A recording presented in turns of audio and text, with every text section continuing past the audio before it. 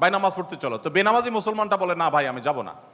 তো একদিন বলতেছে আচ্ছা শুনেন, আল্লাহর ইচ্ছার বাইরে তো কিছু হয় না, আমি আসলে নামাজে যাই এটা আল্লাহ চাচ্ছেন না, এই জন্য আমি যাই না। তো যেহেতু আল্লাহর ফয়সালা হয়ে গেছে আমি যেতে পারছি না, তার মানে আল্লাহ আমাকে যাওয়ার তৌফিক দেন না, সেজন্য যাচ্ছি না। তাহলে আপনি অযথা চেষ্টা করে লাভ নাই, কেন আমাকে প্রতিদিন ডাকেন, কোনো দরকার নেই। তো এই ভদ্রলোক তিনি যখন বলেছেন যে আল্লাহ চাইলে তো আমি নামাজ এমনিই পড়তে যাব, আল্লাহ যখন আমার জন্য নামাজের ফয়সালা করবেন আপনি ডাকা ছাড়াই আমি যাব, আর না করলে তো আমি যাব না, তাহলে আপনি অযথা কেন চেষ্টা করছেন।